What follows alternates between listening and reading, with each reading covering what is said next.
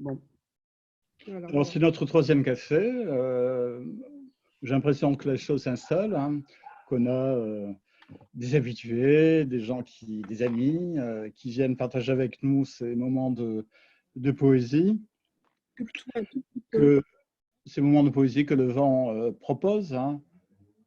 Alors, avec le Café Le Vent, c'est l'idée même du projet de Le Vent qui s'installe, qui vous est proposé, à savoir ce dialogue, ce projet de dialogue que nous avons des trois rives de la Méditerranée, au cœur desquels, bien sûr, ce qui, pour quelques-uns d'entre nous, nous tient vraiment à cœur, c'est non pas de résoudre les conflits, bien sûr, mais de cohabiter, de faire cohabiter ensemble des voix qui sont non pas hostiles, mais des voix qui sont parfois empêchées, rendues muettes, hein, à l'écoute, hein, par le fait qu'il existe, malgré le fait qu'on les a oubliées, qu'on les a remises à leur place, cette fameuse frontière entre non pas simplement les pays, mais les problématiques diverses et variées dans cette région de la Méditerranée. Alors, ce café-ci, tu as rappelé, Véronique, qu'on avait effectivement beaucoup échangé avec Ronnie. Ronnie est l'exemple même, hein, Ronnie Sommek, du dialogue que l'on veut faire. Il est levantin, oui, par excellence, hein, en mettant du côté de levantin dans cette notion, dans ce terme, toutes les choses positives et belles, hein, que nous aimons de notre Méditerranée, qui a tellement contribué à créer un modèle de civilisation, même si aujourd'hui le terme de civilisation est un ou bien méprisé. Voilà, ça c'est le vent. Alors le vent, bon, je le rappelle en quelques mots, c'est une revue en sommeil aujourd'hui qui a publié 12 numéros, et puis surtout une collection de livres qui est active.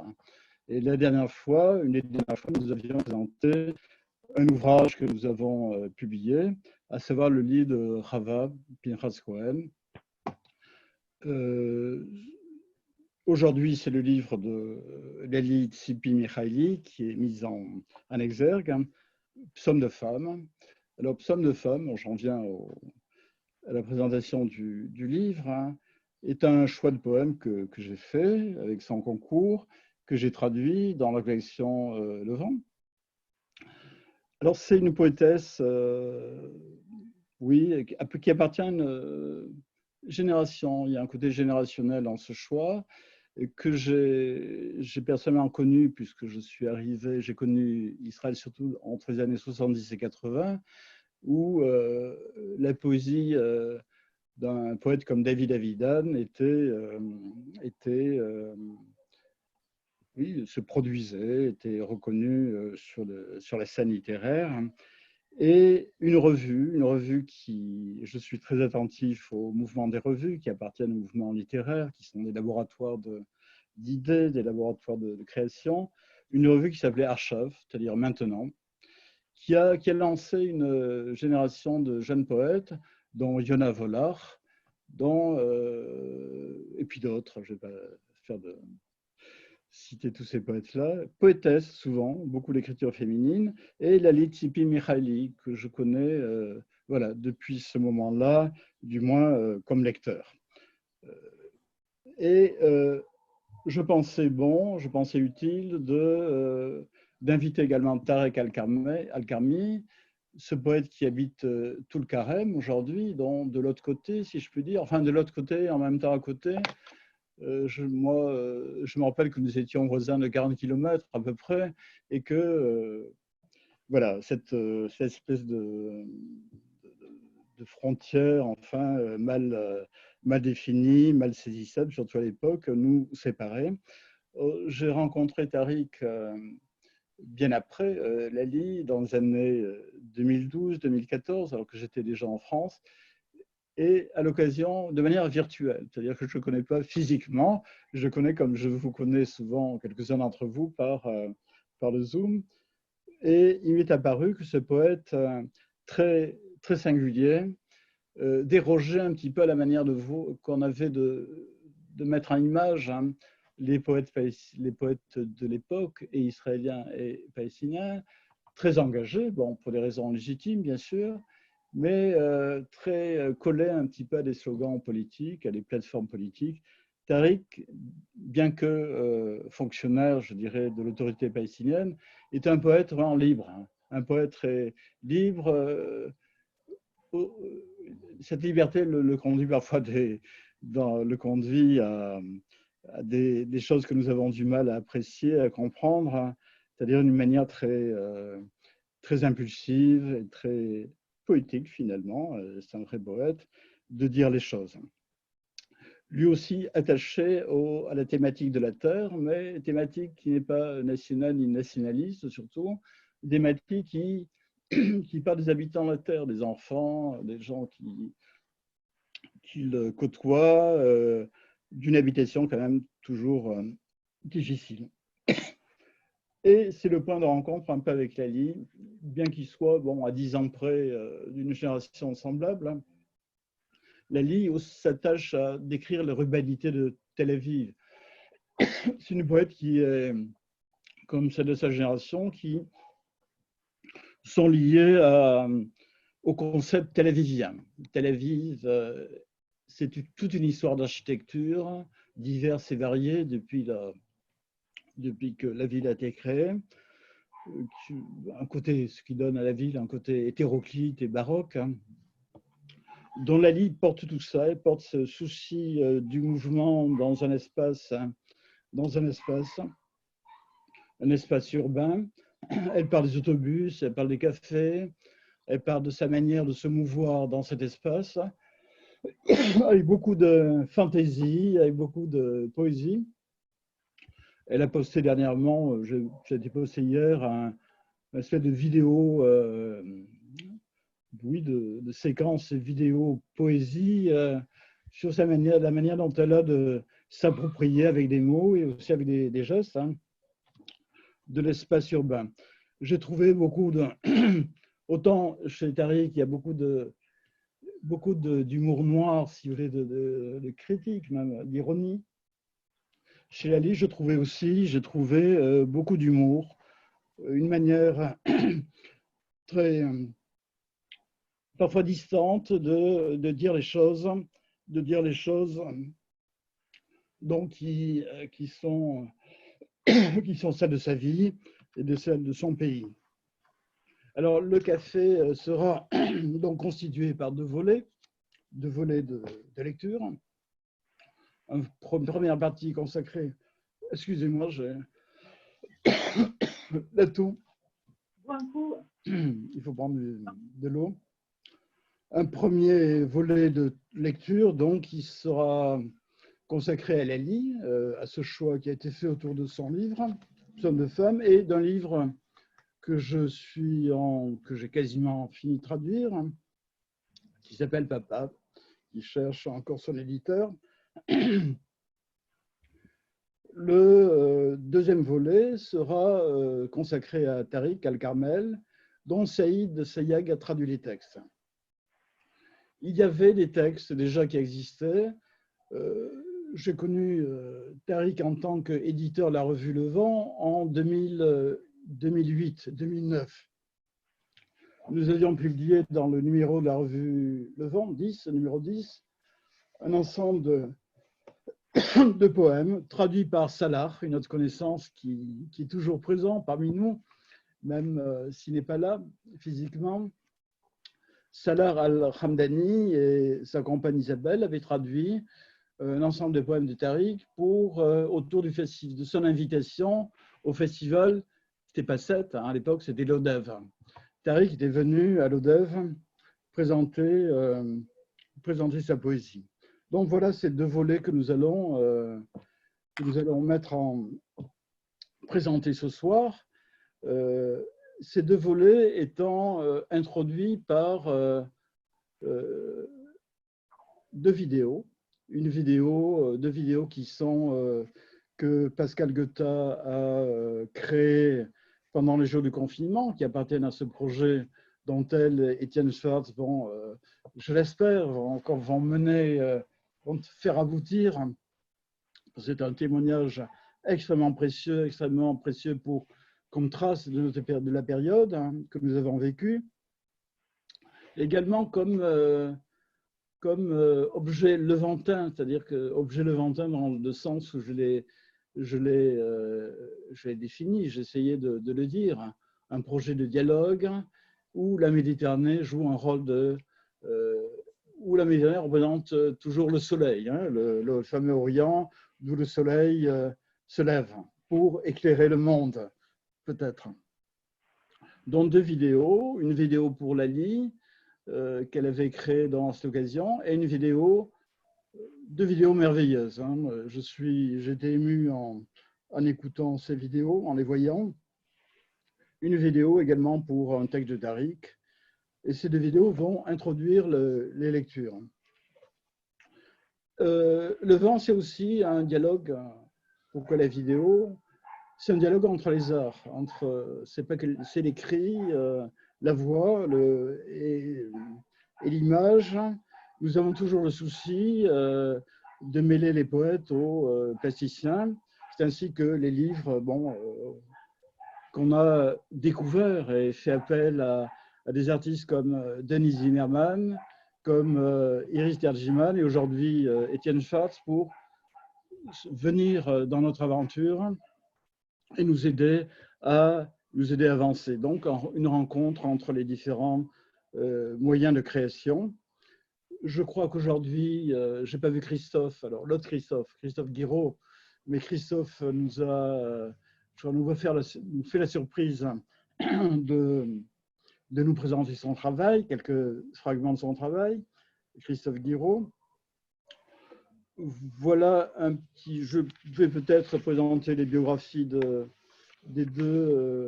nos deux poètes pour revenir un petit peu sur la ligne, sur ce qu'elle peut être dans la vie littéraire et culturelle d'Israël et la place qu'occupe Tariq sur la scène palestinienne.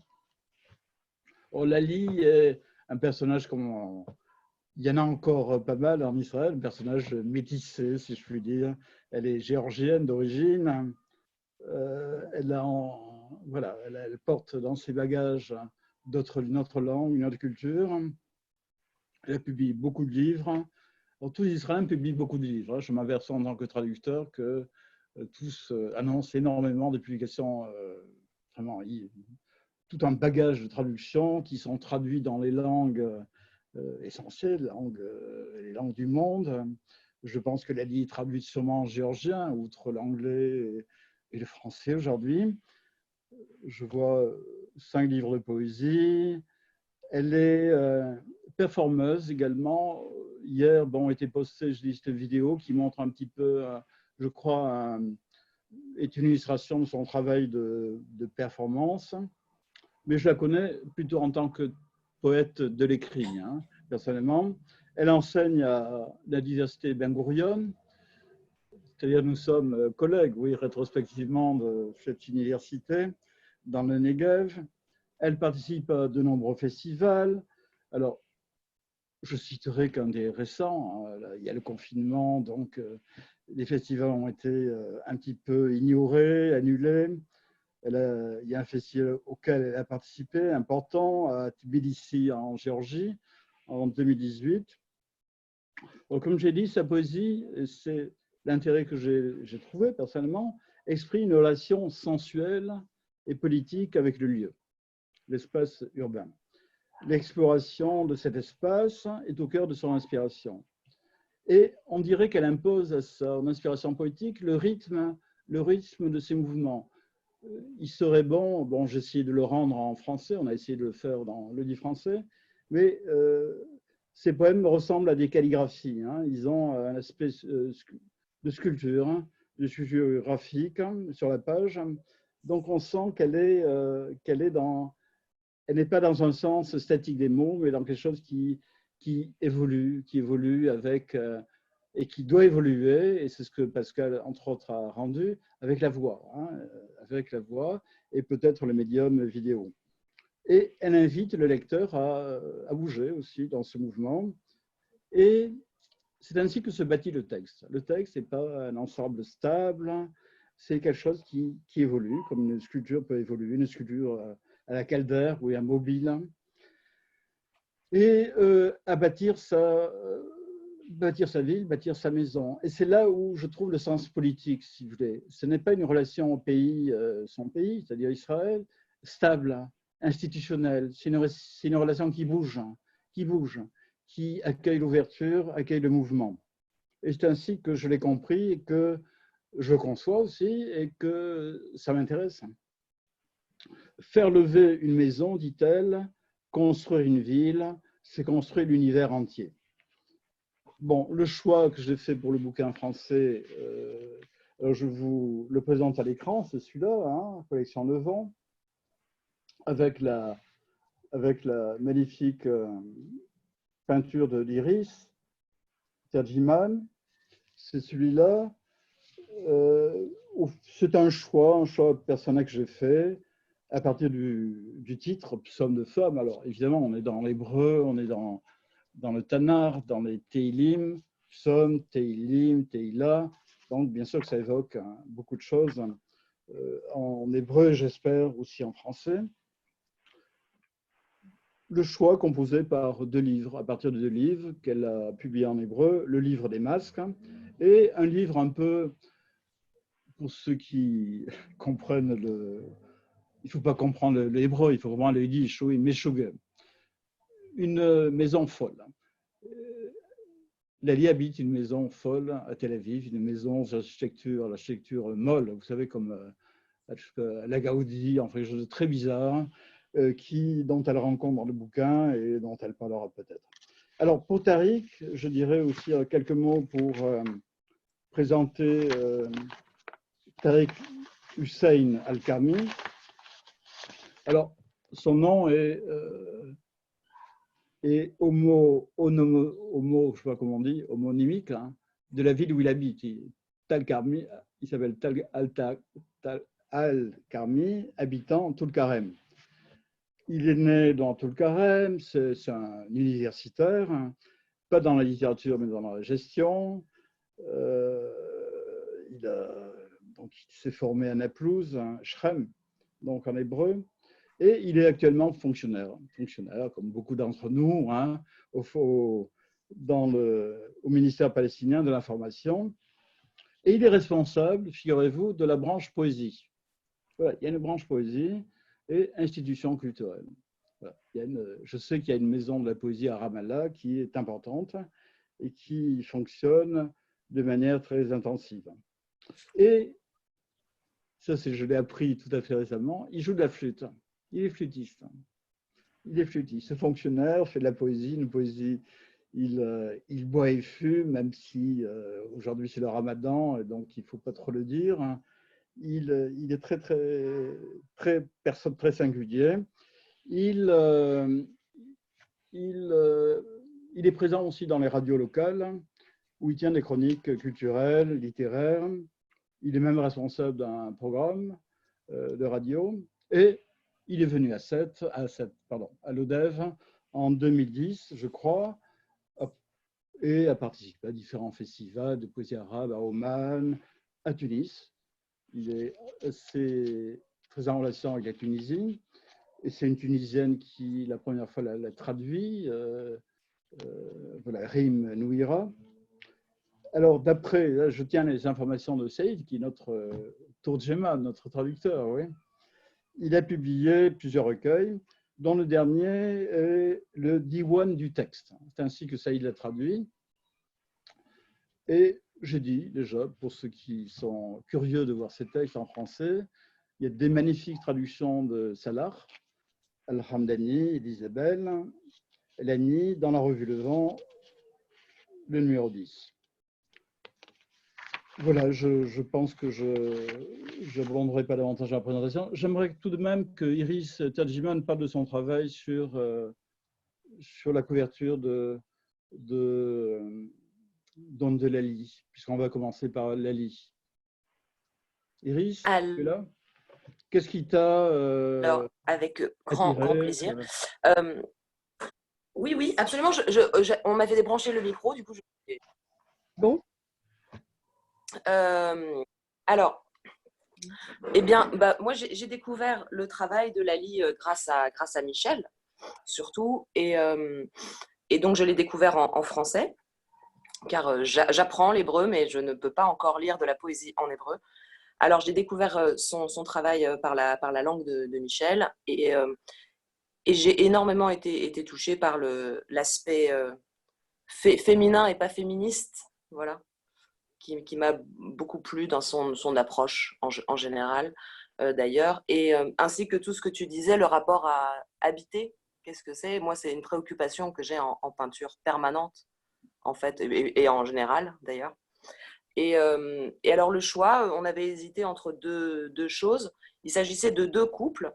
Euh, une série qui s'appelait Noces, qui était en lien avec des grands mythes, voilà, Thisbé et Pyram, tout ça, bon, des histoires d'amour tragiques.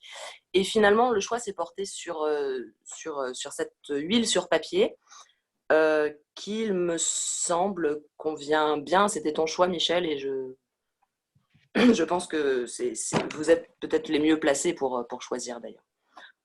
Voilà, moi, c'était un honneur d'illustrer ce magnifique recueil avec, voilà, une peinture qui, j'espère, rend hommage au texte, surtout. D'accord, je pense, Étienne, Étienne qui fait la même chose avec le livre de Rava, a présenté une merveilleuse couverture. C'était l'objet d'un précédent Café Le Vent, et je suis personnellement, et nous tous, nous sommes heureux vraiment de cette collaboration qui, j'espère, va élargir notre horizon, va l'enrichir. Et merci à vous, les plasticiens et les artistes. Merci, merci beaucoup. Bon, Christophe, je ne l'ai pas présenté, qui va intervenir plus tard. Tu peux le faire, s'il est là ou pas. Absolument. Euh, oui, Christophe Guiraud. tout à fait. Christophe Guiraud, ici présent. It's me. Voilà, qui est compositeur avec un parcours très riche. Voilà, de la noise, de électronique, jusqu'à la musique écrite pour ensemble, ce qu'on appelle la musique contemporaine, on va dire.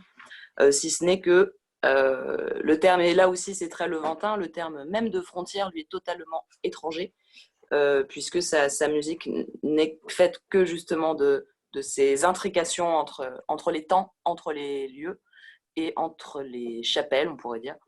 Voilà, mais vous découvrirez tout à l'heure. Oui, tout à l'heure. Alors, On fera pour la diffusion. d'accord, le déroulement de la séance, la session, on fait les présentations. Ensuite, je dis, il y a les deux périodes en fin de lecture. Et la première période sera justement scandée par, Par un fragment. Par l'intervention de Christophe, de même que la dernière période, celle de Tariq. Hein, c'est Christophe aujourd'hui qui Absolument. Invité, et qui, je crois, a trouvé un intérêt et du plaisir, sinon du plaisir à venir partager avec nous ce moment, ce café. Je pense que j'ai fait les présentations globalement et qu'on pourrait passer peut-être aux lectures. Peut-être avant de passer aux lectures, comme on l'a fait précédemment, Pierre, qui est le président des Amis de Levant, pourrait, je crois qu'il veut intervenir sur nos projets, nos activités, et dont j'ai dit enfin, qu'ils étaient précis, puisque nous comptons faire aboutir ce projet autour des 55 jours de confinement, ce projet de dialogue de texte et de son et d'image, avec la collaboration d'Étienne et de Pascal, et puis le livre de Rava, oui, que nous sommes en train, puisque les imprimeries sont en train de rouvrir, hein, nous sommes en train de porter à l'imprimerie, à l'impression. Pierre, si tu veux dire quelques mots.